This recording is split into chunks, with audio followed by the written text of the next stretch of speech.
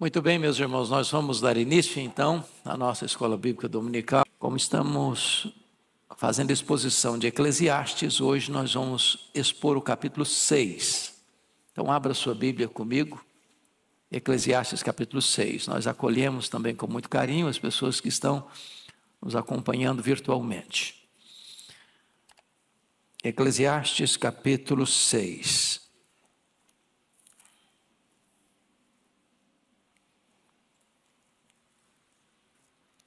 Lido o texto, mantenha a sua Bíblia aberta, por favor, nesta passagem comigo. Salomão assim escreve: há um mal que vi debaixo do sol e que pesa sobre os homens. O homem a quem Deus conferiu riquezas, bens e honra, e nada lhe falta de tudo quanto a sua alma deseja. Mas Deus não lhe concede que disso coma, antes o estranho o come. Também isto é vaidade e grave aflição. Se alguém gerar 100 filhos e viver muitos anos, até avançada idade, e se a sua alma não se fartar do bem, e além disso não tiver sepultura, digo que um aborto é mais feliz do que ele. Pois debalde, inutilmente, vem o aborto, e em trevas se vai, e de trevas se cobre o seu nome. Não viu o sol, nada conhece. Todavia, tem mais descanso do que o outro, ainda que aquele vivesse 2 vezes 1000 anos, mas não gozasse o bem. Porventura, não vão todos para o mesmo lugar? Todo o trabalho do homem é para a sua boca, e contudo nunca se satisfaz o seu apetite. Pois que vantagem tem o sábio sobre o tolo, ou o pobre que sabe andar perante os vivos? Melhor é a vista dos olhos do que o andar ocioso da cobiça. Também isto é vaidade, correr atrás do vento. A tudo quanto há de vir já se lhe deu o nome, e sabe-se o que é o homem, e que não pode contender com quem é mais forte do que ele. É certo que há muitas coisas que só aumentam a vaidade, mas que aproveita isso ao homem? Pois quem sabe o que é bom para o homem durante os poucos dias da sua vida de vaidade, os quais gasta como sombra? Quem pode declarar ao homem o que será depois dele debaixo do sol?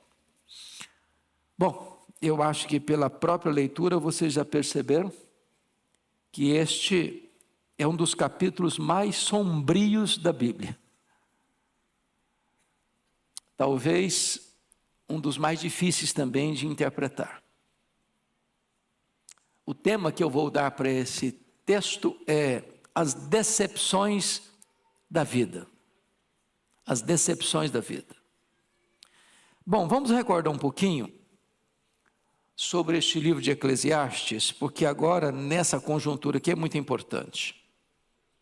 Esse livro foi escrito por Salomão. Salomão tem 3 livros escritos na Bíblia: Provérbios, Eclesiastes e Cântico dos Cânticos.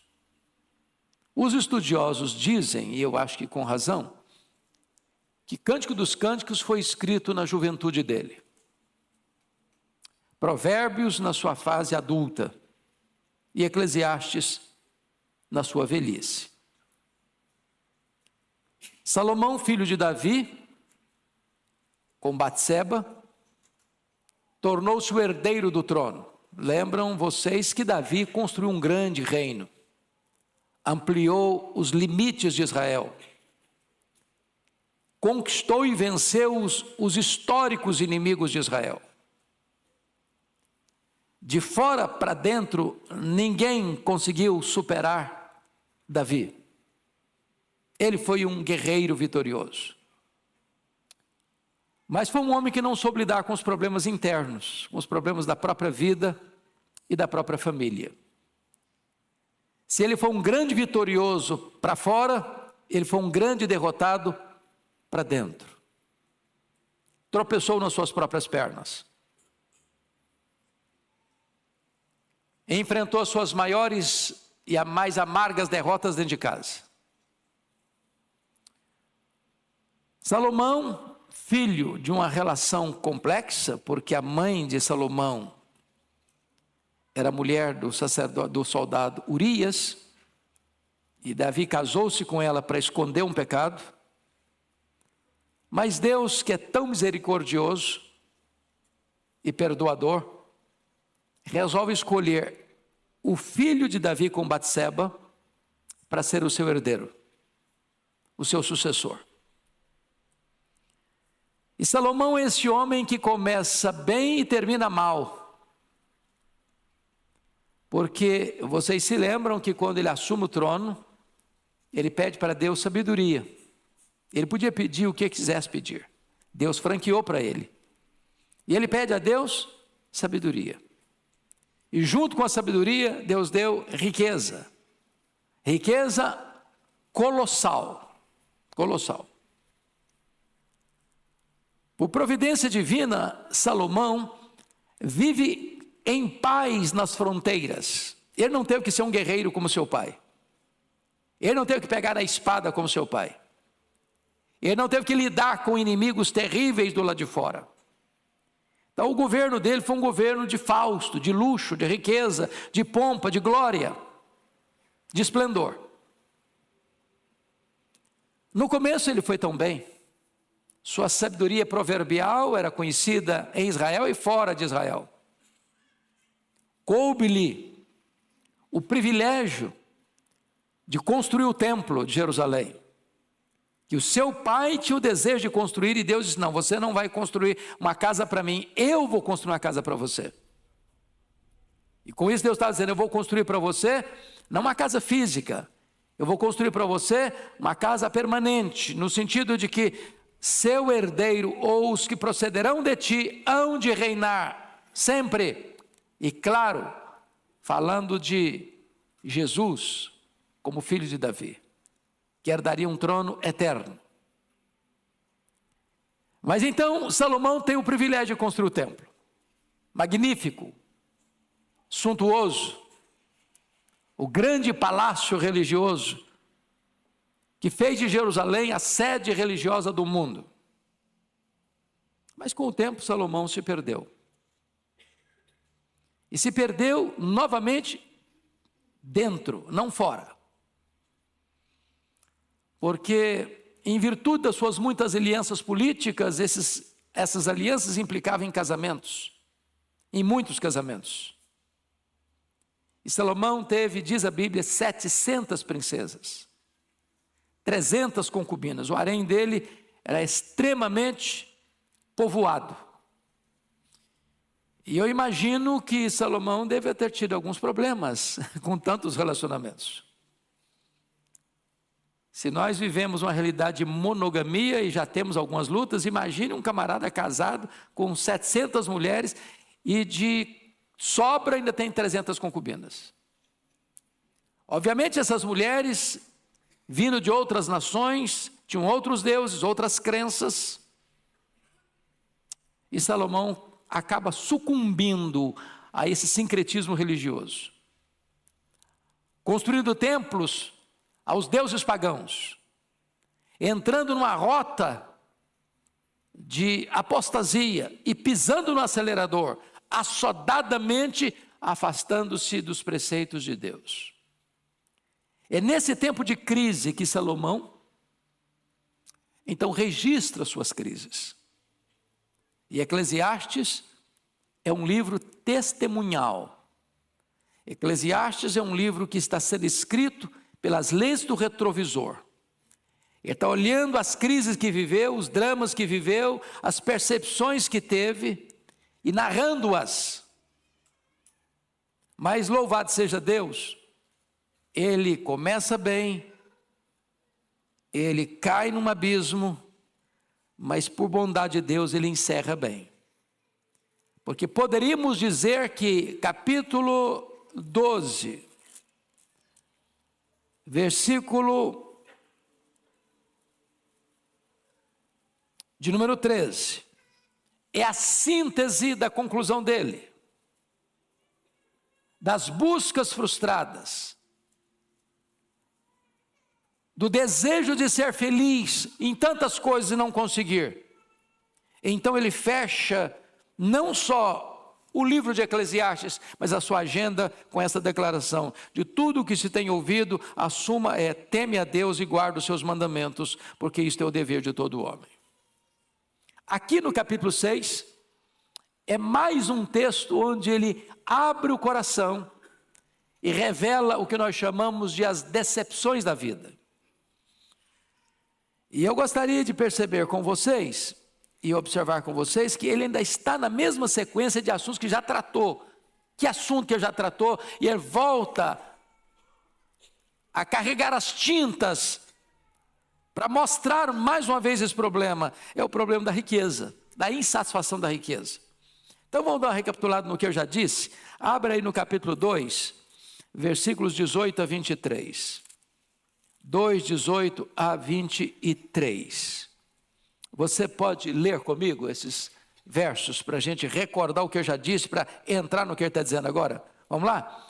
Também aborreci todo o meu trabalho, com que me afadiguei debaixo do sol, visto que o seu ganho eu havia de deixar a quem viesse depois de mim. E quem pode dizer se será sábio ou estulto? Contudo, ele terá domínio sobre todo o ganho das minhas fadigas e sabedoria debaixo do sol. Também isto é vaidade. Então me empenhei, porque o coração se desesperasse de todo o trabalho com que me afadigara debaixo do sol. Porque há homem cujo trabalho é feito com sabedoria, ciência e destreza. Contudo, deixará o seu ganho como porção a quem por ele não se esforçou. Também isto é vaidade e grande mal. Pois que tem o homem de todo o seu trabalho e da fadiga do seu coração, em que ele anda trabalhando debaixo do sol, porque todos os seus dias são dores, e o seu trabalho desgosto. Até de noite não descansa o seu coração, também isso é vaidade. Está dizendo para o camarada que trabalhou, juntou muito dinheiro, juntou uma grande fortuna, deixou uma grande herança. Quem não ralou que vai desfrutar, e ele nem sabe se o herdeiro dele vai ter sabedoria para administrar toda a riqueza que herdou. Como de fato não teve, o filho dele foi uma tragédia, o Roboão. Outro texto que trata do assunto, ao capítulo 5, a partir do verso 10. Vamos dar uma olhadinha. Verso 10 a 13, leia comigo, 5, 10 a 13. Quem ama o dinheiro, jamais dele se farta. E quem ama a abundância, nunca se farta da renda. Também isso é vaidade. Onde os bens se multiplicam, também se multiplicam os que deles comem. Que mais proveito, pois tem os seus donos, do que os verem com seus olhos. Doce é ao sono do trabalhador, quer coma pouco, quer muito. Mas a fartura do rico não o deixa dormir. Ele está dizendo do camarada que tem muito dinheiro, mas vive perturbado. O cara pobre, trabalha, chega em casa cansado, na cultura brasileira como um bom prato de arroz com feijão, e dorme uma noite bem dormida para acordar de madrugada e começar tudo de novo. O rico, com muito dinheiro, dormindo numa cama macia, com travesseiro de pena de ganso, com lençóis de fio egípcio, com música ambiente, mas ele não dorme, porque ele fica muito angustiado. Seus negócios são muito grandes, ou ele ganha muito, ou ele perde muito, e ele vive nesse estresse a vida inteira. Agora, vamos dar uma olhadinha no que ele está dizendo nos versos 1 e 2, capítulo 6, 1 e 2. Vamos começar aqui para entender o que ele está falando. Vamos lá? Há um mal que vi debaixo do sol, que pesa sobre os homens. O homem a quem Deus conferiu riquezas, bens e honra, e nada lhe falta de tudo quanto a sua alma deseja. mas Deus não lhe concede que disso coma, antes o estranho o come. Também isso é vaidade e grave aflição. Qual o problema que ele está levantando aqui? É o cidadão que tem muito dinheiro, muita riqueza, muitos bens, muita honra, mas o que acontece com ele? Ele não encontra nenhuma satisfação nessas coisas. Sabe qual é o grande problema do homem? Insatisfação. Tem tudo, tem nada. Chamaríamos isso de um rico pobre, miseravelmente pobre. O que Jesus disse para a igreja de Laodiceia: tu és rico, mas nem sabes que és miserável, pobre, cego e nu. Tem muito, mas nada satisfaz sua alma. Ele tem riqueza, ele tem bens, ele tem honra, é o cara. Todo mundo bate continência para ele. Para toda a sociedade, ele é o cara. Aplaudido aqui, condecorado lá, medalha de honra ao mérito ali, diplomas de realizações lá, mas nada daquilo preencheu o vazio do seu coração. Nada que tenhamos, meus irmãos, fica claro aqui para nós. Nós vamos examinar no texto agora. Nem riqueza, nem bens, nem honra, nem qualquer benefício legítimo como longevidade, grande prole, pode preencher o vazio do coração do homem. Às vezes a pessoa diz: não, se você tiver uma boa família, você vai ser um cara batuta. Aí o cara tem uma boa família e não é batuta coisa nenhuma. Se você viver 100 anos com saúde, com qualidade de vida, você vai ser muito feliz. E aí o cara vive 100 anos com qualidade de vida e ele não foi feliz coisa nenhuma. Se você tiver muitos filhos e filhos bons, você vai ser abençoadíssimo, sua vida vai ser plena. Aí o cara tem muitos filhos e tudo certinho e ele não encontrou satisfação. Sabe por quê? No capítulo 3, versículo 11, Salomão vai dizer que Deus pôs o que no coração do homem? A eternidade. A eternidade. E tudo aquilo que é terreno e temporal, transitório, não pode preencher o vazio do coração do homem. Então vamos à exposição do texto. A primeira coisa é a decepção da riqueza sem satisfação. É o que ele vai mostrar aí nos capítulos 1, nos versículos 1 a 6. Então, ele que já havia definido toda a trajetória da vida do homem, debaixo do sol, com vaidade das vaidades, agora ele vai mostrar uma decepção testemunhada no verso 1. Olha comigo: há um mal que vi. Preste atenção aqui. Ele não está filosofando. Ele não está argumentando. Ele não está aqui conceitualmente definindo alguma coisa. Ele se apresenta como uma testemunha ocular. Ele viu, ele constatou. Não é que alguém lhe contou. Não é que ele leu em algum lugar. Não é que saiu um artigo numa revista especializada do assunto. Não, ele viu. Ele testemunhou. E o que ele viu? Há um mal que vi debaixo do sol e que pesa sobre os homens. E agora ele não diz que tipo de homem. Os homens. Generalizou todos os homens. E que mal é esse? Preste atenção. É Deus conceder riquezas, bens, honra. Quem concede isso? Segundo ele, Deus. E agora preste atenção. O próprio Deus, que concedeu bens, riquezas e honra, não concede a essa pessoa o desfrute dessas coisas.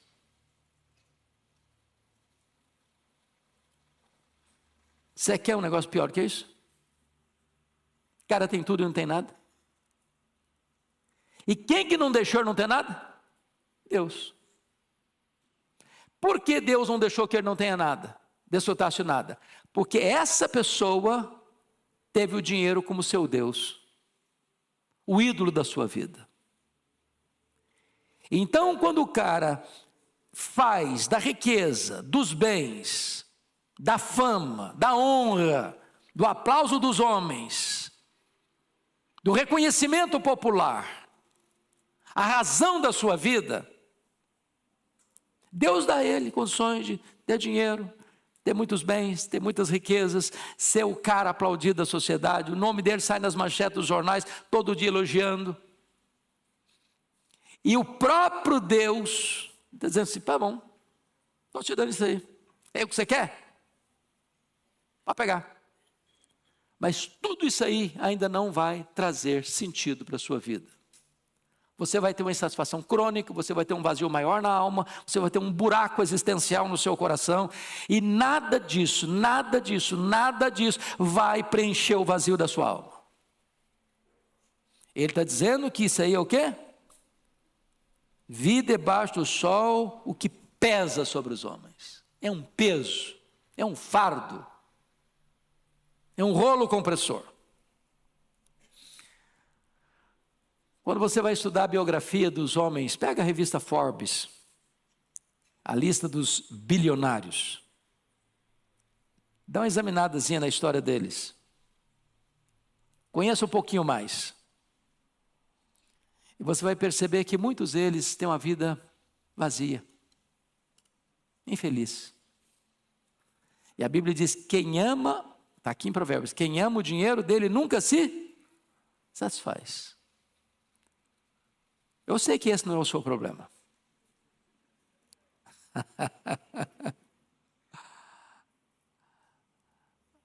Você agradece a Deus o que Deus já lhe deu? Na linguagem do apóstolo Paulo, tendo o que comer, o que beber e o que vestir, com isso estejamos contentes. Porque a piedade com contentamento é o quê? Grande fonte de lucro. Mas o amor do dinheiro é a raiz de todos os males. E muitos nessa cobiça se atormentaram, se flagelaram com muitos tormentos. Se desviar da fé.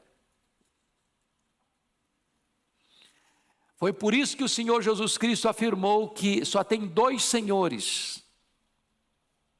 E ele não disse que é Jesus e o diabo. Não é Jesus e César. Não é Jesus e o líder de uma nação. É Jesus e as riquezas. A riqueza é um senhor. É um feitor de escravos. Que requer adoração exclusiva. Devoção total. E quem se curvar diante de Mamon, não consegue se curvar diante de Deus. Aí a pessoa tem a riqueza, ela tem os bens, ela tem a honra, ela é reconhecida pela sociedade. Mas Deus está dizendo, eu não vou deixar você desfrutar. Tudo isso aí que você tem não vai satisfazer você. Isso é uma coisa pesada para os homens. Segundo lugar, a decepção de ter riqueza, honra e prazer, mas não desfrutar de nada disso, é algo que é imposto pelo próprio Deus. Leia o 2 de novo comigo, vamos juntos. O homem a quem Deus conferiu riquezas, bens e honra, e nada lhe falta de tudo quanto a sua alma deseja. Mas Deus não lhe concede que disso coma, antes o estranho o come, também isso é vaidade e grave aflição. Entendamos uma coisa aqui, na teologia nós chamamos de graça comum e graça especial. Não é verdade que Deus só abençoa o crente, e não abençoa também o descrente.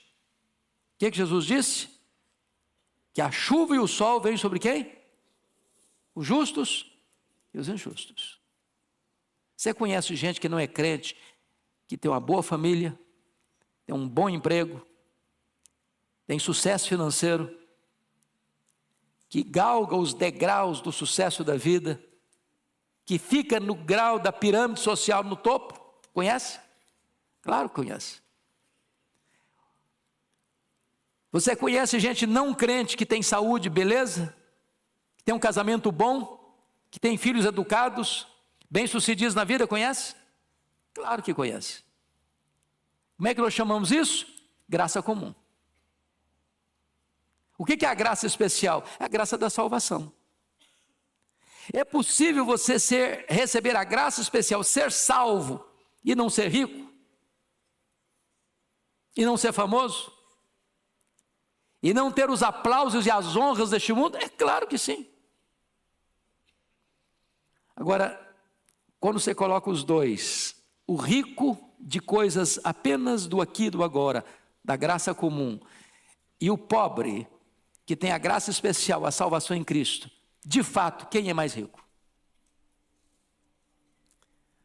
Provérbios diz: há ricos pobres e há pobres ricos. Se você está salvo pela graça, se você é cidadão do céu, se você é herdeiro de Deus, se você é co-herdeiro com Cristo, se seu nome está escrito no livro da vida, nem todo o ouro do mundo pode comprar o que você tem e recebeu de graça. Você é riquíssimo. Riquíssimo. E o que adianta um homem ter tudo? O mundo aos seus pés. O mundo de pé aplaudindo. Se tem um buraco na sua alma. Na hora que ele partir, ele não vai levar nem um centavo. Essa é uma grande decepção, descrita aqui no versículo 2. Deus dá riqueza, o cara ama o dinheiro, põe o coração no dinheiro, adora o dinheiro, serve ao dinheiro, é escravo do dinheiro, e Deus diz: então eu vou fazer uma coisa com você, eu não vou deixar você usufruir, eu não vou deixar você ter prazer, eu não vou deixar você satisfazer os anseios da sua alma, e você juntou tudo, quem vai comer é outro, quem vai usufruir é outro, quem vai desfrutar é outro. Eu não estou dizendo, irmão, que a pessoa não vai desfrutar no sentido da palavra desfrutar, não. O cara que é rico, ele vai fazer a viagem mais bonita, vai para o restaurante mais caro, ele vai para os hotéis mais requintados, ele vai rodar o mundo com seu jatinho particular, ele está desfrutando, mas aquilo não fez o quê? Preencheu o vazio do seu coração. Porque só Jesus preenche esse vazio. Só Deus satisfaz. Ele é escravo da ganância, ele é escravo da avareza. Rico, pobre, um miserável numa gaiola de ouro. Você conhece gente miseravelmente numa gaiola de ouro? Na última vez que eu estava visitando lá o palácio, lá na Inglaterra, da família real, eu fiquei pensando, meu Deus, a pessoa não pode ir num restaurante, ele não pode ir num supermercado, ele não pode dar uma passeada num outro parque a não ser o parque do palácio. Ele não pode botar a cara na rua, que vem os paparazzi. Isso é vida. Que vida é essa? Presos numa gaiola de ouro. Preso numa gaiola de ouro. Terceira coisa que ele vai apresentar aqui é a decepção da longevidade e de uma inúmera prole sem satisfação. E ele vai criar uma situação aqui. Vamos dar uma olhadinha no versículo 3. Leia comigo 3. Se alguém gerar 100 filhos e viver muitos anos, até avançada idade, e se a sua alma não se fartar do bem, e além disso não tiver sepultura, digo que um aborto é mais feliz do que ele. Bom, ele está criando uma hipótese, e ele vai concluir. Vamos até o 6, vamos ler 4, 5 e 6 também, vamos lá. Pois, debalde, para um pouquinho, o que é debalde? A palavra debalde, alguém sabe o significado? Em vão, inutilmente. pois em vão, inutilmente, vem o aborto, e em trevas se vai, e de trevas se cobre o seu nome, não viu o sol, nada conhece, todavia tem mais descanso do que o outro. Vamos ler os 6 juntos. Ainda que aquele vivesse 2 vezes 1000 anos, mas não gozasse o bem, porventura não vão todos para o mesmo lugar. Ele está criando aqui uma hipótese, né? Ele está criando aqui uma situação irreal, de alguém que tenha o privilégio de viver 2000 anos. Alguém já viveu 2000 anos? Quem viveu mais tempo foi Matusalém, não chegou a 1000 anos. Então ele está criando aqui uma hipótese exagerada, ainda que alguém vivesse 2000 anos, ou seja, ganhou de todo mundo na longevidade. O campeonato da longevidade foi medalha de ouro nas Olimpíadas da longevidade. Quantos filhos ele teve? 100. Conhece alguém que teve 100 filhos? Bom, ainda assim, se ele não desfrutou o bem, e o que é bem aqui? É o propósito da vida, é o sentido da vida. Deus criou você e eu para o louvor da sua glória. O fim principal do homem é glorificar a Deus e gozá-lo para sempre. Se ele não usufruiu isso, ele está dizendo, um aborto que não chegou a nascer, que não viu a luz do sol, que saiu do ventre para a sepultura, é mais feliz do que ele. É desesperador, não? Desesperador. Salomão aqui está carregando as tintas aqui para mostrar a decepção da vida. O que a sociedade diz hoje? Que o segredo da felicidade é ter uma vida longa. E é bom ter uma vida longa, não é não? Se alguém não quiser passar pela velhice, o segredo é morrer cedo. Agora, a velhice, como diz o Dr. Billy Graham, não é para os fracos. Essa frase do último livro que o Billy Graham escreveu, já na fase final da vida, para mim valeu o livro. A velhice não é para os fracos. Às vezes nós queremos dourar a pílula, não é verdade? A melhor fase. Eita Jesus, será que é mesmo? Engana que eu gosto, né? Me engana que eu gosto. Poderia ser a fase de ouro, tudo bem, a fase de ouro ainda vai lá, ainda passa. Mas é uma fase que tem coisas boas e tem coisas difíceis. O que é difícil? As forças vão acabando. Aquela beleza que a gente olhava no espelho e queria olhar um pouco mais, agora você olha já se sai correndo. Será que sou eu mesmo? Não é possível, meu Deus. Onde foi minha beleza? Quem me roubou essa beleza? As rugas vão aparecendo. Os cabelos ficam brancos ou caem, não tem jeito. É a fase das dores, tudo começa a doer. Tudo. O joelho não funciona direito mais, as pernas não obedecem à cabeça mais. Agora, o que ele está dizendo é o seguinte, ainda que o cara envelheça, e ele vai ganhando mais tempo, e vai envelhecendo, e ele completou 100 anos, 200 anos, 300 anos, 500 anos, 1000 anos, 1500 anos, 2000 anos, aí é o prodígio dos prodígios. Ainda que a prole do camarada seja tão numerosa que ele teve 100 filhos, campeão. Mas com tanta coisa boa, longevidade e numerosa prole, se ele não desfrutou o bem, se ele não andou com Deus, se ele não conhecia Deus, se ele não desfrutou de comunhão e intimidade com Deus, a vida dele é tão infeliz que ele é pior do que um aborto.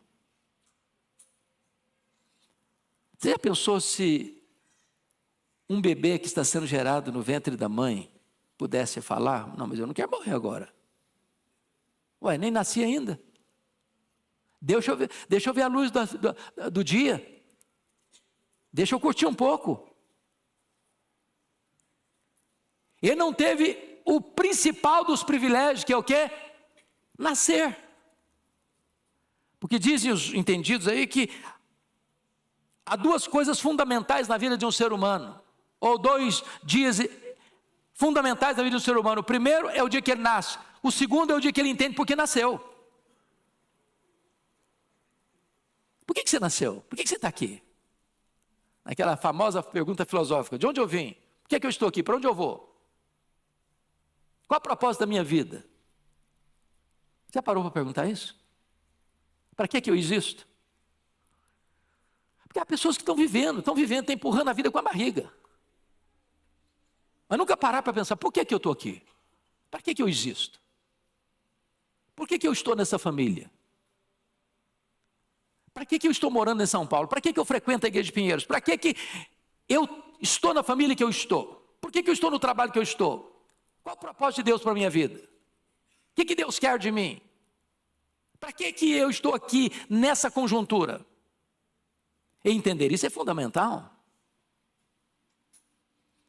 E esse autor está dizendo o seguinte, Salomão está dizendo o seguinte: se você, tendo as maiores bênçãos e as mais cobiçadas bênçãos, longevidade e prole numerosa, se você não entendeu isso, você é uma pessoa totalmente frustrada. Frustrada. O que ele está falando? Longevidade e prole são bênçãos da graça comum. Você conhece cara que não é crente, que morre com 100 anos? A nossa realidade aqui já é um prodígio, né? Você conhece cara que não é crente, tem uma família numerosa, e baixa a sepultura sem nunca ter a dor de ver um filho morrer? Não é uma coisa maravilhosa? Mas sem Jesus, até isso não satisfaz o coração. Quando eu vou para a Bíblia, eu encontro algumas pessoas, por exemplo, em relação a prole. O Roboão, filho do Salomão, a Bíblia não diz quantos filhos teve aqui, mas o Roboão, filho dele, de Salomão, sabe quantas mulheres ele teve? 18. O pai teve 1000. Filho teve 18. Teve 60 concubinas. Então, era um cara meio perturbado também, não é não? Vocês estão mandando 78 mulheres. Sabe quantos filhos ele teve? 88 filhos. Bom, se for olhar do ponto de vista humano, esse cara aí é o cara, né? Foi uma tragédia. Ele foi uma tragédia. O reino de seu pai, tão suntuoso, foi rasgado. 10 das 12 tribos saíram do comando dele. Você pega a história de um Gideão. Quem está lembrado aqui do o juiz Gideão? Levanta a mão se você ouviu falar em Gideão. Todo mundo aqui, não já? Todo mundo. Sabe quantos filhos Gideão teve? 70. 70 filhos. Eu tenho certeza que eu não lembrava o nome de todos. Certeza. Eu ia chamar o José e queria chamar o Antônio. Ô José, ô Antônio, talvez o 50º era o filho que eu queria chamar. Sabe o que aconteceu com ele? Ele teve um filho fora do casamento. Sabe como é chamar esse filho? Abimeleque. Sabe o que aconteceu com esse filho fora do casamento? Seduziu o povo para dizer o seguinte: não escolha um dos filhos como rei, não, como líder, não, porque tem muitos lá, a competição vai ser grande. Eu sou único. Então, me indiquem como líder que vai ser melhor para vocês. Indicaram-no. Sabe o que aconteceu? Começo do governo dele, ele matou os 70 irmãos num dia só. Ele matou os 70 irmãos num dia só. Você já imaginou o que é isso? o fato de alguém ter longevidade, o fato de alguém ter prole, o fato de alguém ter riqueza, o fato de alguém ter bens, o fato de alguém ter honra, em si mesmo, não faz o quê? Preenche o vazio da alma.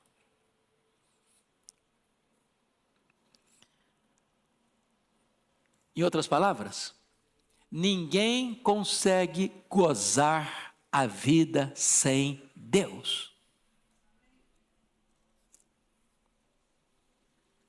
O que Salomão está dizendo? É melhor morrer no ventre do que viver 2000 anos e fechar a vida sem o amor da família. Porque notem vocês, versículo 3,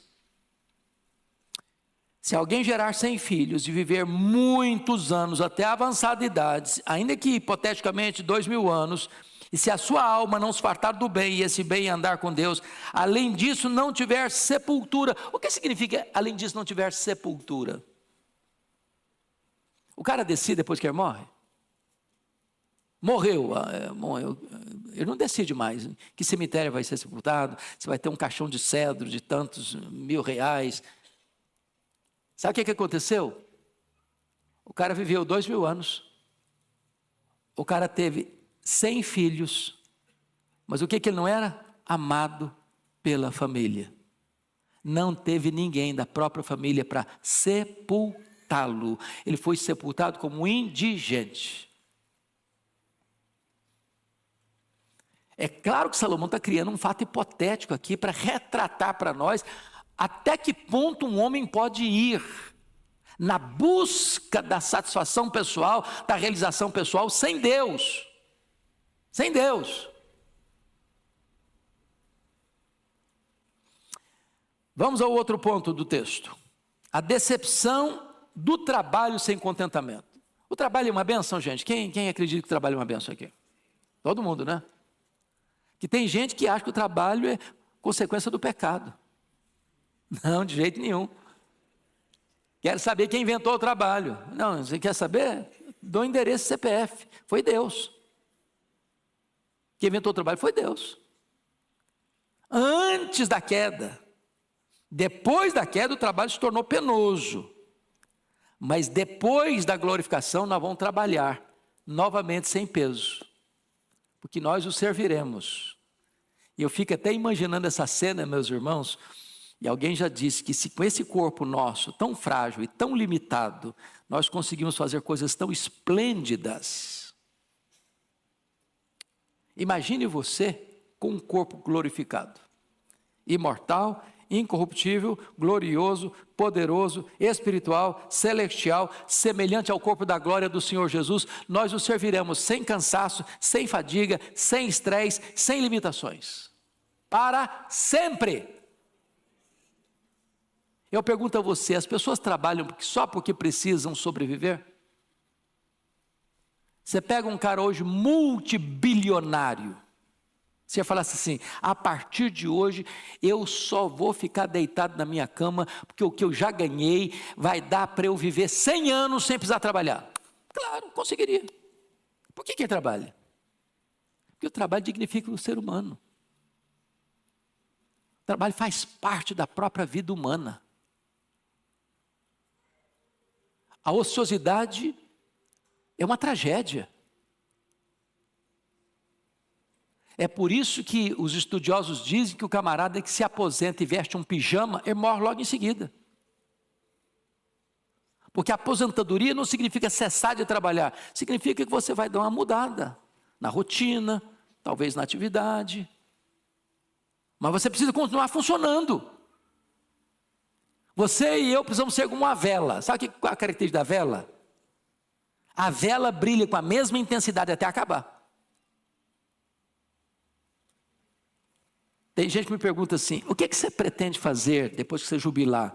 Você está pensando em comprar uma casinha na montanha ou uma casinha na praia? Eu falei, não penso nada disso. Eu quero é trabalhar até Jesus voltar ou até Ele me chamar. Porque é isso que dá prazer. Você já parou para perceber isso? Você vai tirar férias. Você já pensou que você se cansa das férias? Se cansa das férias. Você já cansou de descansar? Se você se cansa de descansar. Cama é uma bênção quando você está com sono, cansado. Mas fique na cama uma semana. Você vai ficar na cama uma semana. Vou trazer café da manhã, vou trazer almoço, vou trazer jantar, vou trazer suquinho gelado. Daqui uma semana você não aguenta mais. Você está louco. Então, vamos ver o trabalho agora, o que ele vai dizer para nós. Versículos 7 a 9. Leia comigo. 6, 7 a 9. Juntos, vamos lá.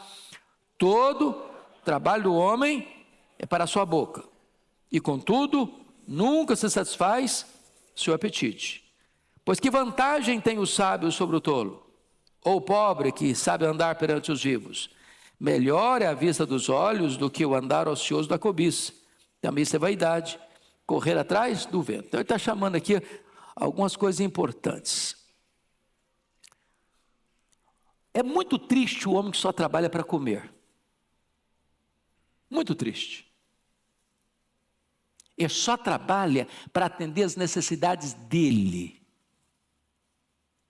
Jesus disse lá em João 4, a minha comida consiste em fazer a vontade daquele que me enviou. Ou seja, tem algo mais importante do que se você comer um bom prato quando você está com fome. É fazer a vontade de Deus. Isso satisfaz você mais do que o alimento. O que Paulo disse em 1 Coríntios 10, 31? Portanto, quer comais, quer bebais, quer façais qualquer outra coisa, fazei tudo para a glória de Deus. Então vamos ver o que ele está mencionando aqui no versículo 7. Primeiro, o apetite insaciável. Todo o trabalho do homem é para a sua boca. Contudo, nunca se satisfaz o seu apetite. É come.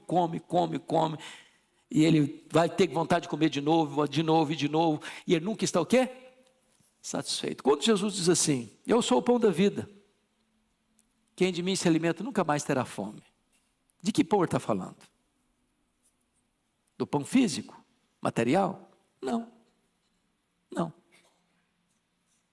Ele está falando de uma satisfação que o pão da terra não pode dar.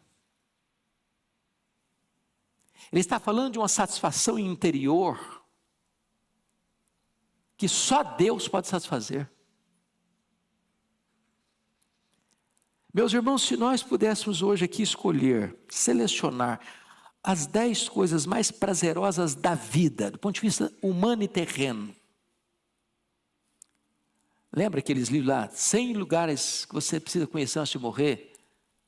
100 isso que você precisa fazer antes de morrer? Hipoteticamente, imagine que você fizesse todas 100. Preencheria o vazio? Imagine que nós fôssemos selecionar aqui os 10 ou os 100 hotéis mais chiques do mundo, e você fosse a cada um deles.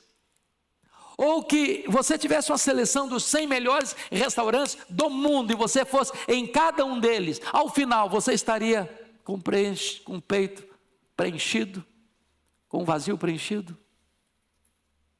Agora sim, agora estou feliz. Não estaria não. Porque o cara que só busca satisfação nas coisas materiais, seja o dinheiro, seja o sexo, seja a fama, seja a honra, seja os aplausos do mundo, seja as medalhas de condecoração, seja isso, seja aquilo, ele vai ter tudo isso. E Deus está dizendo, eu não vou deixar você ter prazer em nada disso. Nada disso vai preencher o vazio do seu coração.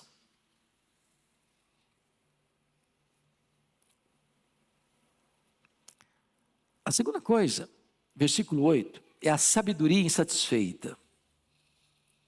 Pois que vantagem tem o sábio sobre o tolo, ou o pobre que sabe andar perante o vivo?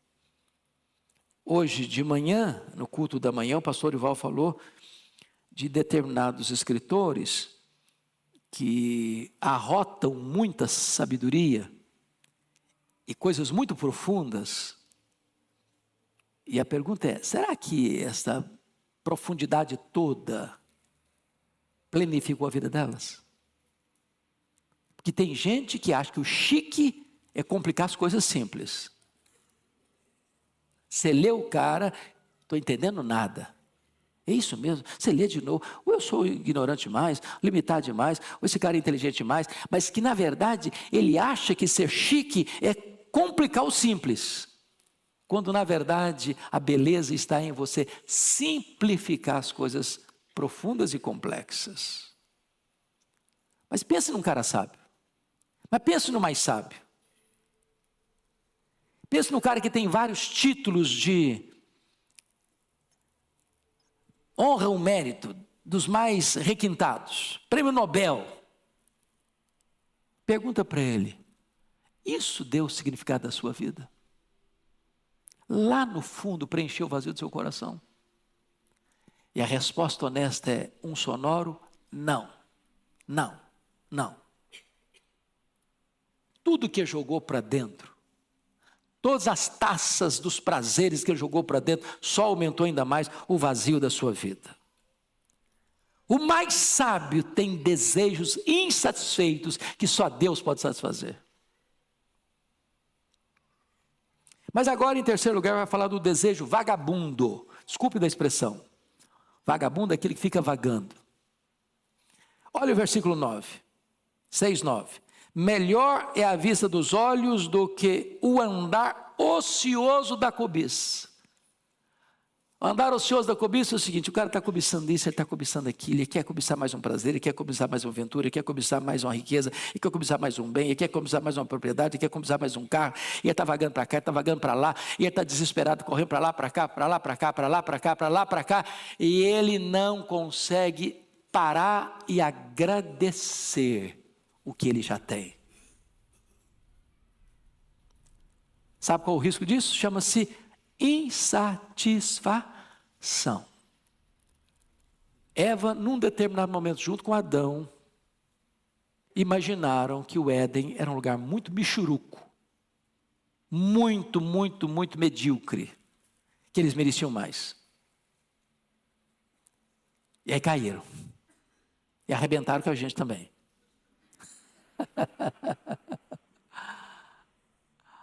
O que aconteceu com o filho pródigo? O filho pródigo tinha a casa do pai, tinha o irmão, tinha pão com fartura, tinha servos na casa, tinha todo o glamour de uma família abastecida e abastada. De repente ele pensou, não, isso aqui não vale nada. Está muito ruim, essa casa aqui tem nada, está com nada. Eu acho que a vida está pulsando lá no país distante. Meus irmãos, toda vez que o ser humano acha que ele merece mais, que o que ele tem não é bom, não é suficiente, ele vai ser um eterno infeliz. Não está feliz na casa que mora, não está feliz com o carro que anda, não está feliz na empresa que trabalha, não está feliz com o salário que tem, não está feliz com o marido que tem, não está feliz com a esposa que tem, não está feliz com os filhos que tem, não está feliz com a igreja que tem, não está feliz na cidade que mora, não está feliz no país onde vive, ele não está feliz. A infelicidade está dentro dele. Está insatisfeito. E aí é a porta da tentação. Aí é o quintal do inferno. Aí é a antessala da perdição. É por isso que Paulo escreve para Timóteo o seguinte: a piedade com contentamento é grande fonte de lucro. Lá em Filipenses, o apóstolo Paulo, no capítulo 3, versículo 19, ele diz que algumas pessoas só se preocupam com as coisas terrenas. O cara se casa por dinheiro, ele se divorcia por dinheiro, ele se corrompe por dinheiro, ele mente por dinheiro, ele vende a alma dele para o diabo por causa de dinheiro, ele morre por dinheiro, ele mata por dinheiro. E a hora que ele tem o dinheiro não satisfaz. Lembra dos bandeirantes? Que aqui no Brasil correram atrás de pedras preciosas? E de repente carregavam no colo, no peito, de pendurado no pescoço, sacola com um monte de pedras verdes. Esmeralda, não é isso? Esmeralda. E aí vinha a febre, e o cara tremia todo. E a morte chegando, e o cara tentava empurrar aquele saco de pedras preciosas para dentro dele. Mas não resolvia. Não resolvia. Preocupação com as coisas materiais. Melhor é você ter o pouco com desfrute que ter muito e não usufruir nada. E quando eu falo usufruir, eu não estou nem falando no aspecto de poder comprar a melhor roupa, ir no melhor restaurante, comprar o melhor carro, morar na melhor casa. É de não usufruir com contentamento como dádiva de Deus. Para fechar, para encerrar, a decepção das perguntas sem respostas. Versículo 9, 10 e 11. Vamos dar uma olhadinha aí comigo? 10 e 11, vamos juntos? A tudo quanto há de vir, já se lhe deu o nome. E sabe-se o que é o homem. E que não pode contender com quem é mais forte do que ele. É certo que há muitas coisas que só aumentam a vaidade. Mas que aproveita isto ao homem? O homem não pode mudar o curso da história, nem contender com Deus. Os nomes já foram atribuídos, tudo já foi rotulado e categorizado. Em outras palavras, o homem não ganha discussão com Deus. Tenta discutir com Deus. Tenta entrar numa disputa com Ele. Paulo, escrevendo aos Romanos, diz: quem és tu, homem, para discutir com Deus? Pode, porventura, o vaso discutir com quem fez o vaso, o oleiro? O vaso não manda no oleiro, é o oleiro que manda no vaso. Não entre nessa discussão com Deus, você vai perder. Pega o livro de Jó. Vocês lembram dos golpes que Jó sofreu? Perdeu seus bens, enterrou seus filhos, perdeu a sua saúde, perdeu o apoio da mulher, perdeu o companheirismo dos amigos. E o que ele fez? Fez 16 perguntas para Deus. Por quê? Por quê? Por quê? Por quê? Por quê? Por quê? Por quê? Por quê? Parecendo criança de 4, 5 anos. Criança de 4, 5 anos é a fase das perguntas. Por quê? Por quê? Por quê? Por quê? Por que eu não morri no ventre da minha mãe? Por que eu não morri ao nascer? Por que a minha mãe não estava com seios músculos direitos para morrer de fome? Por que o senhor não me mata de uma vez? E por quê? E por quê? E tal. E aí, ele não contente com as perguntas, ele vai para as queixas. E ele fez 34 queixas contra Deus. O que Deus fez? Silêncio. Não respondeu nenhuma das perguntas. Quando Deus resolveu falar, Deus não respondeu nenhuma das perguntas, nenhuma das queixas. Deus fez 70 perguntas para ele. 70. Todas retóricas. E Deus perguntou: ô Jó, onde você estava quando eu lançava os fundamentos da terra? Onde você estava quando eu cercava as águas do mar? Onde você estava quando eu espalhava as estrelas no firmamento? O que Deus está fazendo com Jó? Sou Jó, você, meu filho, é muito pequeno. Você está querendo desafiar a mim? Você está querendo ganhar a discussão de mim? Você precisa compreender quão grande eu sou.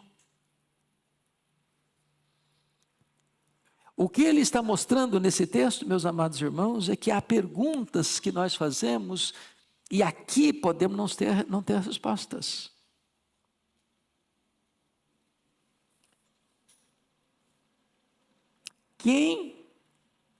Há muitas coisas, a tudo quanto há de vir, já se lhe deu o nome, sabe-se o que é o homem, e que não pode contender com quem é mais forte do que ele. Quem é mais forte que o homem? Deus. Contenda com Deus não. Você não é mais sábio que ele. Você não é mais bom do que ele.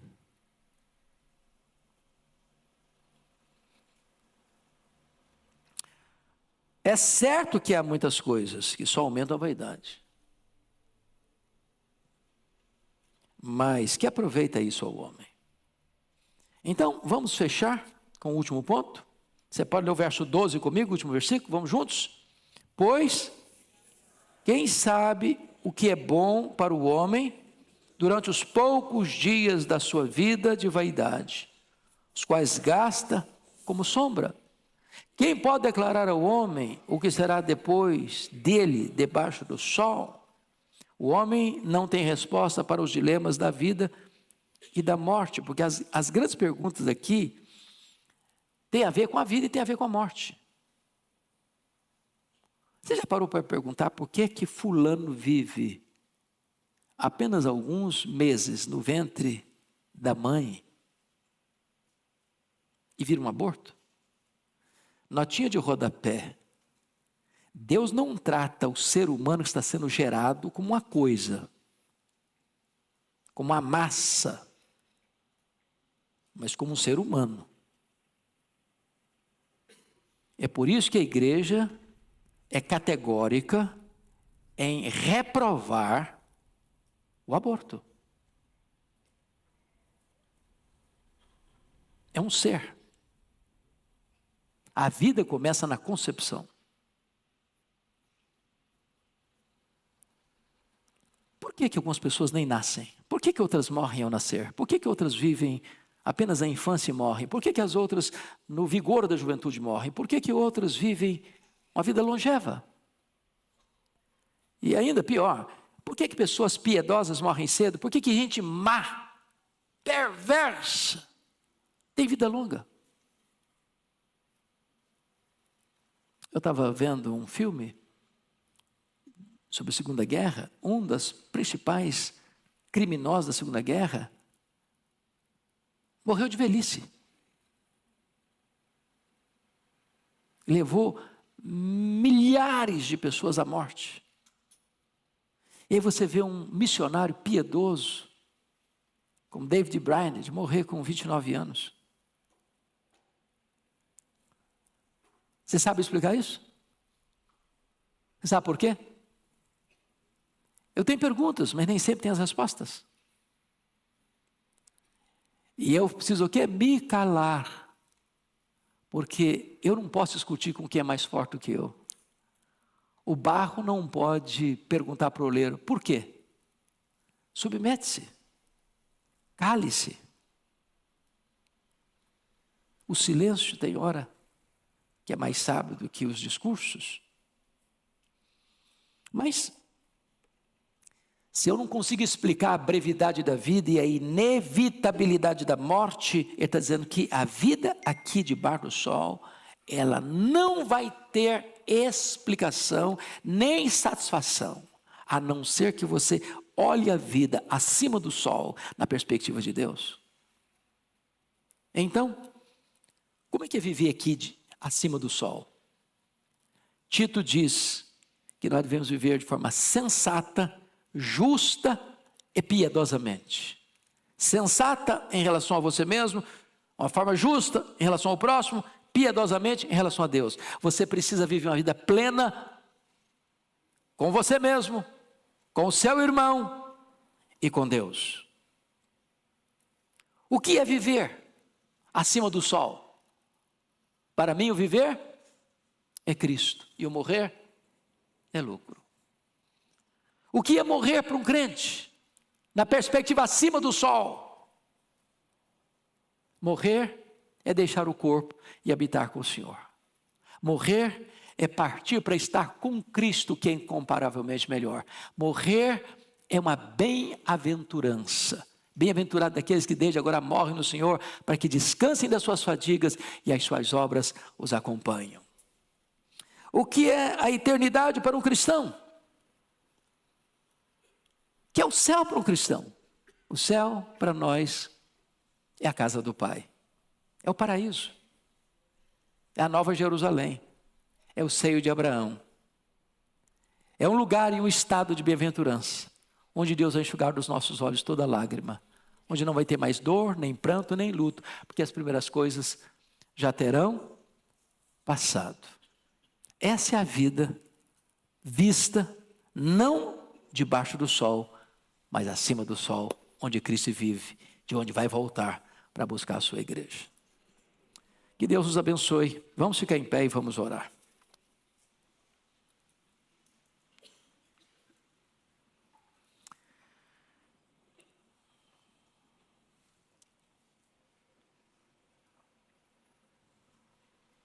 As coisas do aqui não satisfazem. As melhores coisas não satisfazem. Sem Deus, nada satisfaz. Mas você não precisa viver uma vida de eterna insatisfação e permanente decepção. Se você correr para Jesus, Ele tem para você vida e vida em abundância. Bendito Senhor, louvado seja o teu nome, pela tua palavra, que nos mostra o caminho do homem que busca satisfação naquilo que não pode preencher o vazio da sua alma.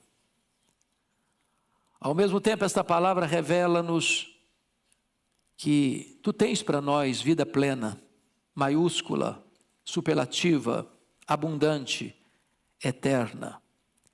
E que só na tua presença há plenitude e alegria, e só na tua presença e à tua destra há delícias perpetuamente. Se porventura alguém aqui entrou, ou alguém está nos acompanhando, cuja vida ainda está vazia, está correndo para lá e para cá em busca de satisfação, que nesta manhã este coração se renda a Jesus e encontre nele a própria vida eterna. Assim oramos em nome de Jesus. Amém. Deus abençoe, meus irmãos, e até daqui a pouco no culto das 11. Meus amados, nós vamos abrir a palavra de Deus na carta de Paulo aos Efésios, capítulo 3, verso 14. Hoje vou quebrar um pouco o meu protocolo e não fazer uma mensagem, um sermão expositivo, mas fazer um sermão que nós chamamos no seminário de sermão tópico, um sermão sobre um tema, porque hoje eu gostaria de tratar com vocês sobre um assunto da mais alta importância, um tema urgente, necessário, oportuno para a igreja, nessa conjuntura que estamos vivendo. Nós vamos tratar hoje sobre a oração, a força mais poderosa da terra. E esse texto, escrito pelo apóstolo Paulo, inspirado pelo Espírito Santo, Paulo diz assim no verso 14: por esta causa, eu me ponho de joelhos diante do Pai. Paulo tinha uma causa importante, urgente. E o judeu orava sempre de pé, mas havia alguns momentos em que ele se colocava de joelhos para orar. E eu quero dizer aos meus amados irmãos, que o apóstolo Paulo foi considerado, e com justiça, ao longo da história, como o maior teólogo do cristianismo. Mas ao mesmo tempo, Paulo também foi um dos homens mais dedicados à oração. Quanto mais você conhece a Deus, mais você quer falar com Ele. Mais você é ousado na oração. Mais você quer buscar a face do Eterno. Isso porque não tem cristianismo sem oração. Não tem crente cheio do Espírito Santo sem oração. Não tem poder de Deus para a igreja sem oração. Não tem avivamento sem oração. Não tem abundantes conversões sem oração. Não há milagres na terra sem oração. Então, eu gostaria de conclamar você para nós entendermos o poder da oração. E eu queria, a título ainda de introdução desta palavra, fazer uma espécie de apanhado nas Escrituras, para ver se as pessoas que viveram antes de nós, no período bíblico, foram pessoas comprometidas com oração. E até que ponto a oração, muito mais do que um exercício devocional, muito mais do que você se sentir bem na presença de Deus, se a oração de fato mudava as coisas, mudava as circunstâncias. Quem muda a circunstância é Deus. Mas Deus muda as circunstâncias através da oração. Quando o povo de Deus ora, Deus age. Quando o povo de Deus se põe de joelhos, o braço estendido de Deus começa a agir soberanamente na história. Se o povo de Deus não ora, as ações e as intervenções de Deus podem ser recolhidas. Então vamos ver isso. Você pega, por exemplo, o pai dos crentes, Abraão. Ele intercede por Ló. E Ló é poupado em Sodoma. Diz a Bíblia que Deus lembrou-se de Abraão e salvou Ló. Eu olho Jacó no val de Jaboque orando em lágrimas. Eu não te deixarei ir se tu não me abençoares. E a Bíblia diz que ali a sua alma foi salva. Eu encontro um Moisés orando em Cades Barneia diante de uma situação crítica, porque Deus havia tomado a decisão de destruir aquele povo e começar uma nova nação através de Moisés, e Moisés se coloca na brecha em favor do povo e diz: Deus, perdoa este povo, ou risco o meu nome que escreveste. E Deus poupou a nação de Israel em resposta à oração de Moisés. Eu vejo Ana orando com lágrimas, com amargura de espírito, pedindo um filho, e Deus ouve a sua oração, e ela vai ser mãe do maior profeta, sacerdote, juiz daquela geração. Porque a Bíblia diz que Deus é quem faz com que a mulher estéril seja alegre mãe de filhos. Deus cura. Eu vejo o seu filho Samuel, filho de Ana, orando pela nação e afirmando o seguinte: longe de mim pecar contra Deus, deixando de orar por vós. Eu encontro Ezequias orando a Deus diante de uma sentença de morte, enviada pelo próprio Deus: põe em ordem a tua casa, porque morrerás e não viverás. E diz a Escritura que ele se volta para a parede, e ele ora intensamente, e ele chora copiosamente, e Deus responde rapidamente, revertendo o quadro, revertendo o diagnóstico, revertendo a sentença de morte. Eu vejo Daniel orando, e Deus trancando a boca dos leões. Eu vejo Daniel orando, e diz a Bíblia que uma batalha espiritual se desenrola nas regiões celestes. Eu vejo Daniel orando para Deus trazer quebrantamento ao povo, porque o cativeiro duraria 70 anos, mas diz a Bíblia que naquele momento o povo dele se voltaria para ele, e o povo estava com o coração endurecido. Eu vejo Neemias orando. Ele é um governador, e ele é um estrategista, ele é um administrador de escola. Eu vejo Neemias orando, e a cidade de Jerusalém, que estava há 142 anos debaixo de escombro, e ele pela oração se põe nas mãos de Deus, e se coloca à disposição de Deus, e a cidade é restaurada, e os muros são erguidos em 52 dias. Eu vejo Jesus orando. No Rio Jordão, os céus se abrem, o Espírito Santo desce, e o Pai fala: este é o meu filho, o meu amado, o meu escolhido, nele eu tenho todo o meu prazer. Eu vejo, irmãos amados, o apóstolo Paulo orando, logo depois da sua conversão. Esse homem ora na praia, esse homem ora na sinagoga, esse homem ora no templo, esse homem ora na prisão. Esse homem é um homem que ora sem cessar, e agora ele está diante de Deus, dizendo: por esta causa eu me ponho de joelhos.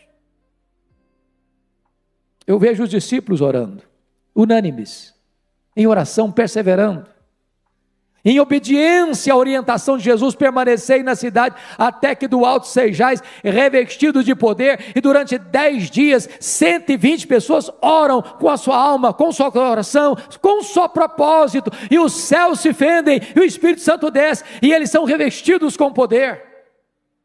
Eu vejo os crentes da igreja primitiva orando, diante das ameaças, dos perigos.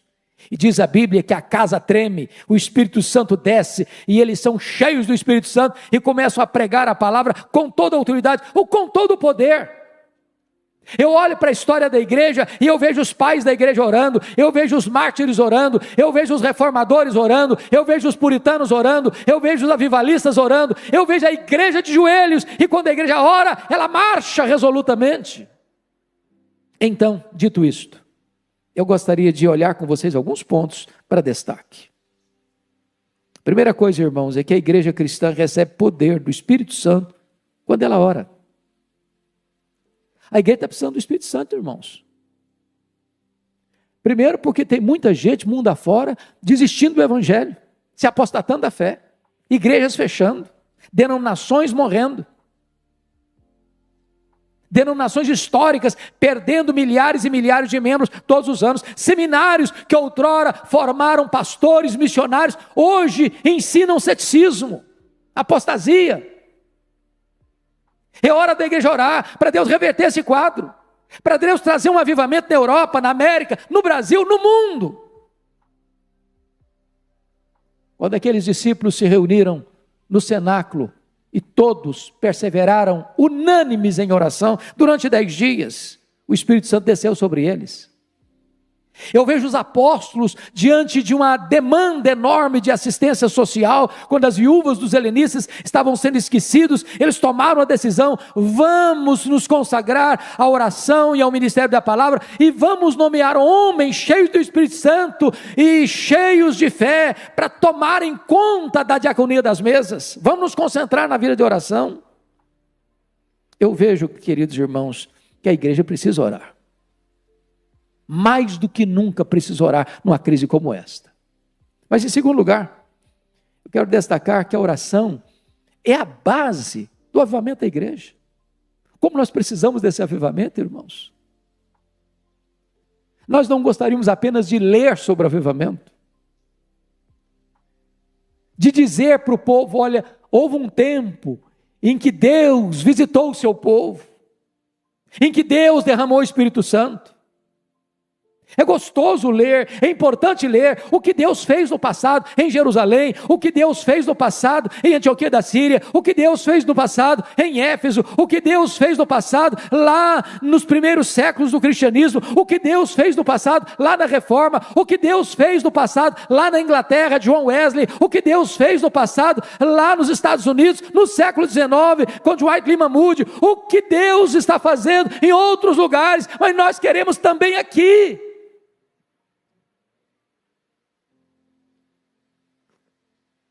Eu disse para o pastor Arival hoje no escritório, uma coisa que me marcou muito, quando nós fomos a Quacisabanto, ver aquele avivamento que ocorrera em 1966, e quando nós fomos, era 1991.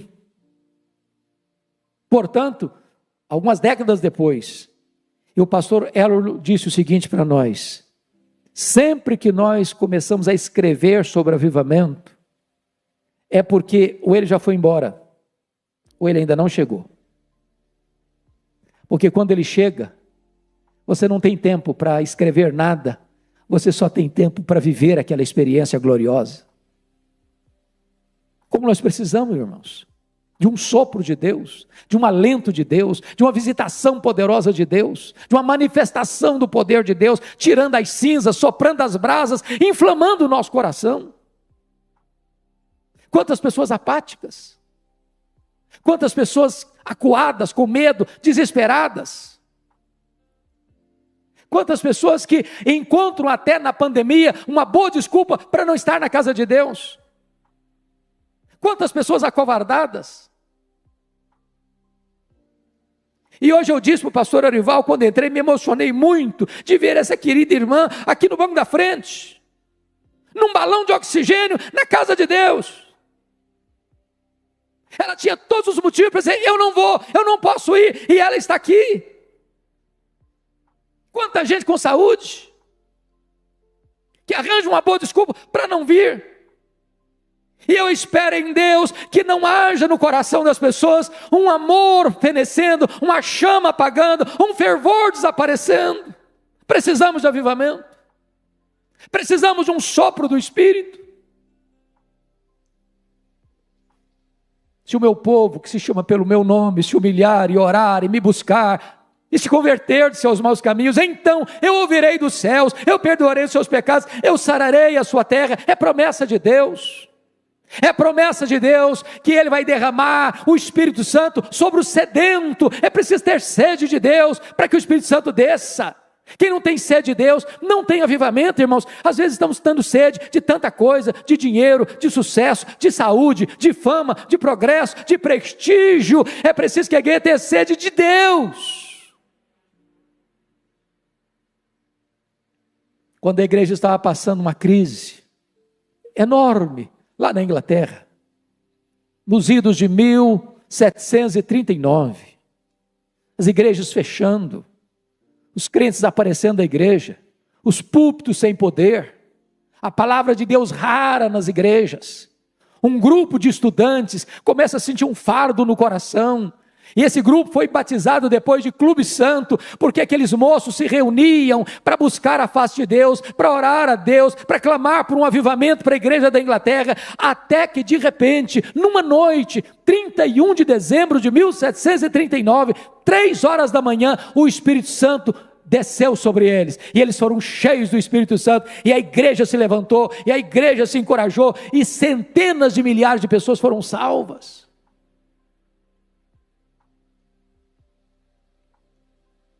No século XIX, novamente quando a Inglaterra estava varrida pelo liberalismo teológico, Deus levantou um homem chamado Charles Haddon Spurgeon, e aquele homem empregava para 12 mil pessoas todo domingo, todo domingo, todo domingo, e alguém perguntou, mas qual é o segredo de tanta gente vir, e de tantas mudanças, de tantas conversões, de tanta manifestação do poder de Deus? Ele disse, é a reunião de oração da igreja na segunda-feira. Essa reunião de oração é a usina de poder da igreja. Precisamos de orar, para recebermos um poderoso avivamento dos céus. Mas em terceiro lugar, irmãos, prestem bem atenção nisso, a oração é a base para a restauração de uma nação. Preste atenção nisso, quem muda a nação não são os políticos. A igreja precisa entender que está na mão da igreja esta usina de poder, esta arma mais poderosa do mundo. É Deus quem põe no trono e tira do trono. É Deus quem levanta uma nação e faz baixar uma nação, cair uma nação. Olha para a história e você verá isso. Quando Ezequias orou, diz a Bíblia que Deus livrou Jerusalém e o seu reino, o reino de Judá, de um ataque terrível, de um poderosíssimo império que já havia derrubado o reino do norte, Samaria. Deus poupou a nação em resposta à oração do líder daquela nação. O doutor Edwin Orr, que talvez foi a maior autoridade sobre o avivamento no século XX, que esteve aqui no Brasil, no centenário da Igreja Presbiteriana do Brasil, narra sobre o colapso econômico que atingiu os Estados Unidos nos idos de 1850.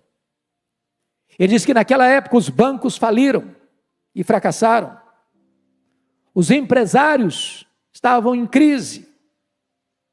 As estradas de ferro faliram. As fábricas fecharam.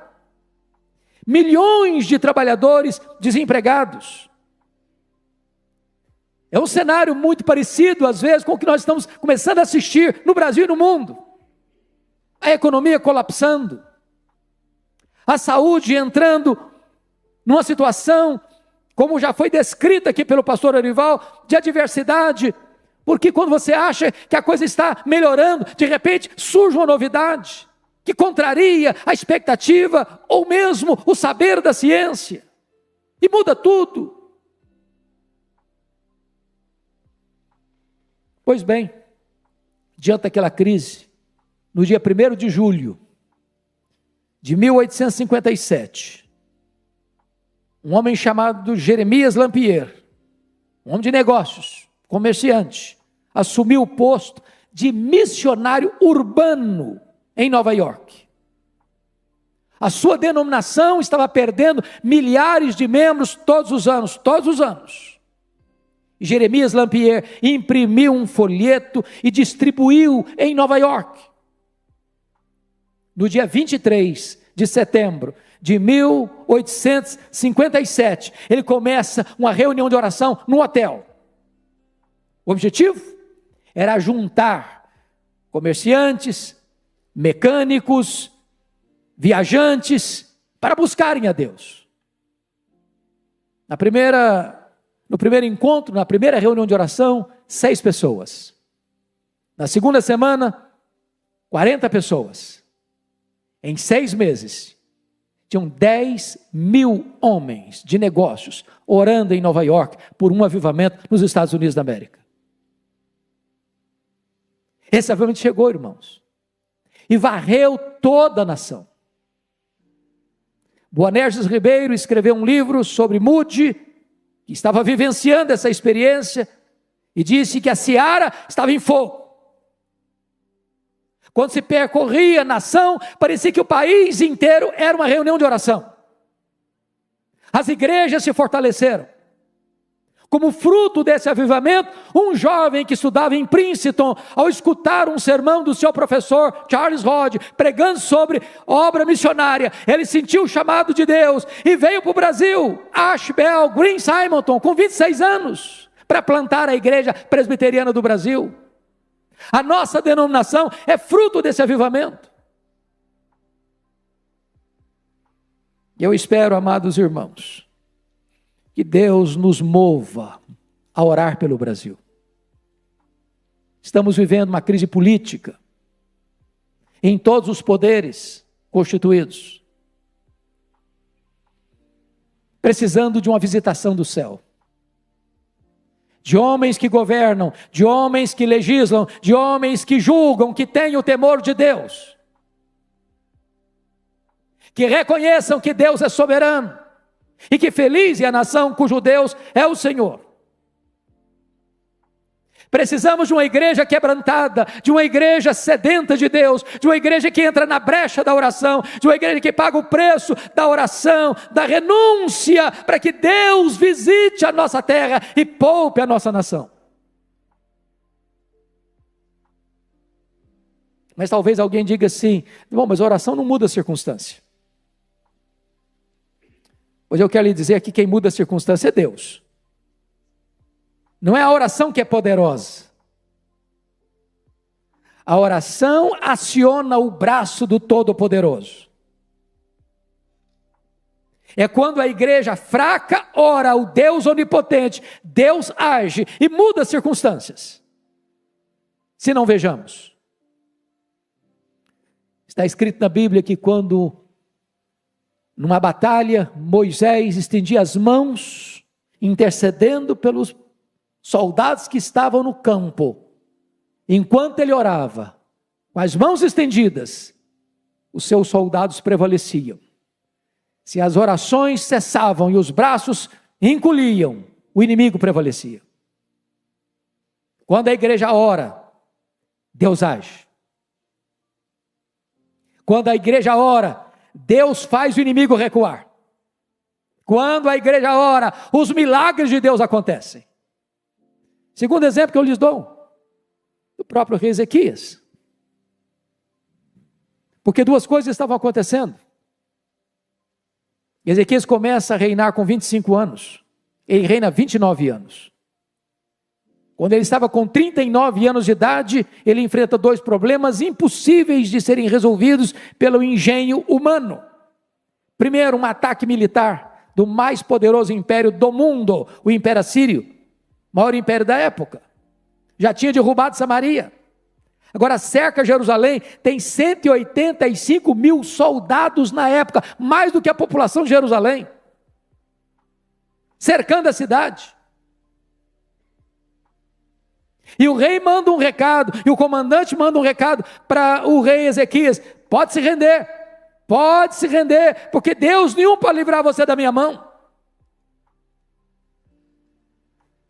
Diz a Bíblia que Ezequias orou, e Deus mandou um anjo, e matou naquela noite 185 mil soldados assírios, e libertou Jerusalém, em resposta à oração. Mas uma segunda situação que mudou é que diz a Bíblia que este rei, com 39 anos de idade, embora rico, poderoso, ele enfrenta uma enfermidade, uma úlcera. Nenhum médico podia tratá-lo, nenhuma medicina podia curá-lo. E a ordem de Deus para ele, por meio do profeta Isaías, foi: põe em ordem a tua casa, porque morrerás e não viverás.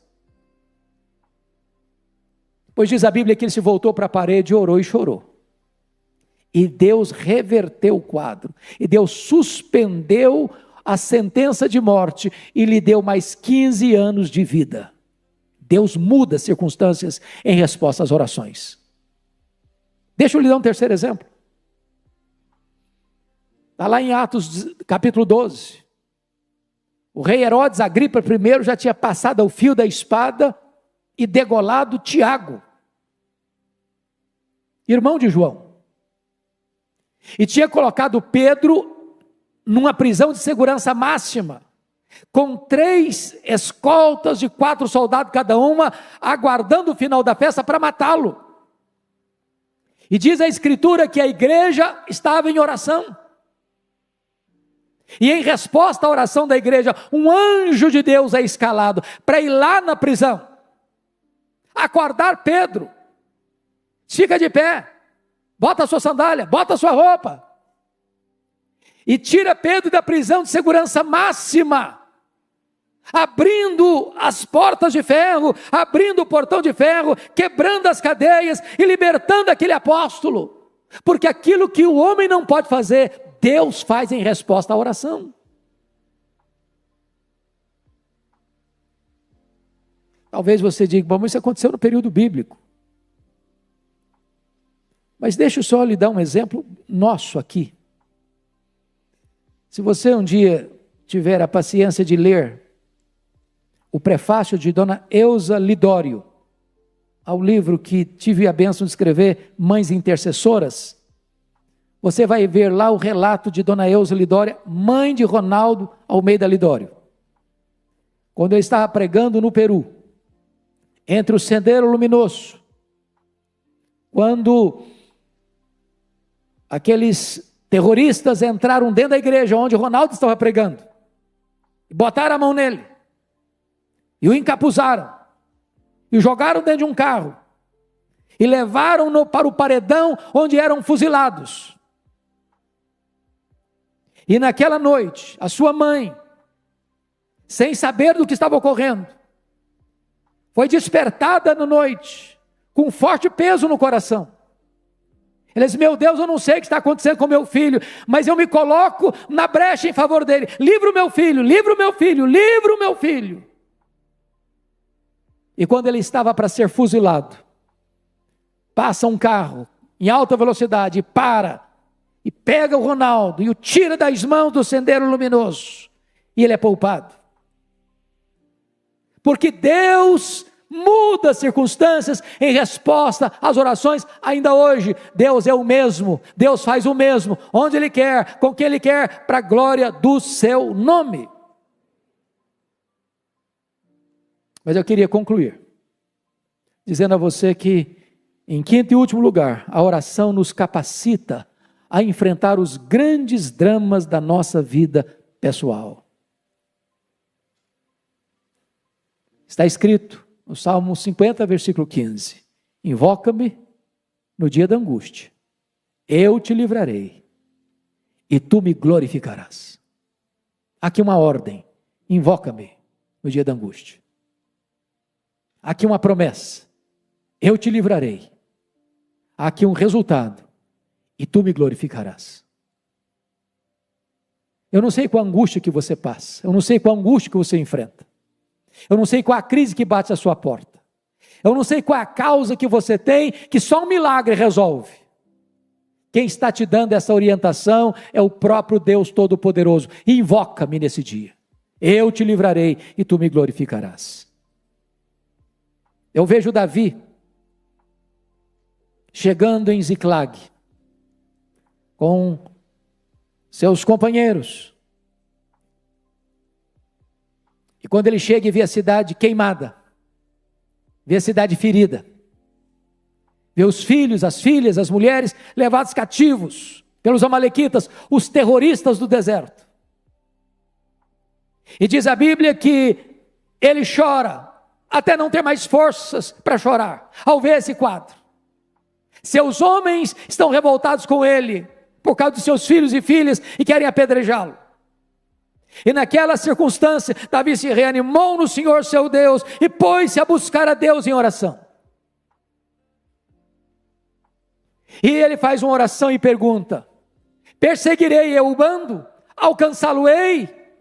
Em outras palavras, Deus, eu vou aceitar passivamente a decretação da derrota na minha vida, na minha família, na família dos meus amigos, ou eu vou reagir? E Deus diz para ele: reage, Davi, porque tudo que o inimigo tomou de você, você vai trazer de volta. E Deus reverteu aquele quadro.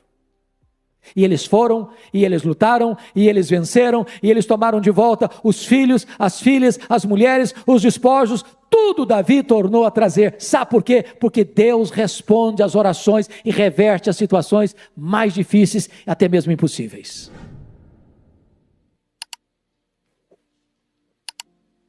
Quero concluir, para mim, com um exemplo máximo do que Deus pode fazer por meio da oração.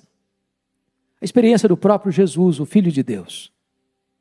Quando ele entrou no Getsêmani, naquela noite fatídica, onde ele foi preso, cuspido, esbordoado e julgado pelo Sinédrio e acusado de blasfêmia e conspiração, diz a Escritura que ao ficar apenas com os 3 discípulos mais próximos, Pedro, Tiago e João, ele abre o coração para eles e diz: a minha alma está profundamente triste até a morte, ficai comigo, vigiai comigo.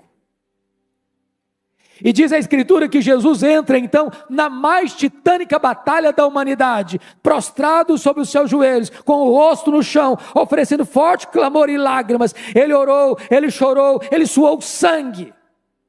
Mas quando ele se levantou dali, não tinha mais angústia. Não tinha mais angústia. Agora os inimigos chegaram, armados até os dentes, e ele que se apresenta e pergunta: a quem vós buscais? A Jesus o Nazareno? Pois sou eu. E caíram por terra. A partir daqui ele é espancado, ele é cuspido, ele é esbordoado, está firme como uma rocha. A partir daqui ele carrega o lenho sobre as ruas apinhadas de Jerusalém, as mulheres choram, e ele diz: por que vocês estão chorando? Não chorem por mim, chorem por vocês, chorem pelos seus filhos. A partir daqui, ele é pregado naquele lenho maldito, e ele transforma aquele patíbulo de horror num palco para a glória de Deus, e num instrumento para a sua, para a minha, para a nossa salvação. Bendito seja Deus, porque quando você ora, Deus remove as dores da sua alma, as angústias do seu coração, Deus muda as circunstâncias e dá para você a vitória. É tempo da igreja orar. Por esta causa, eu me ponho de joelhos. Que Deus nos ajude. Amém.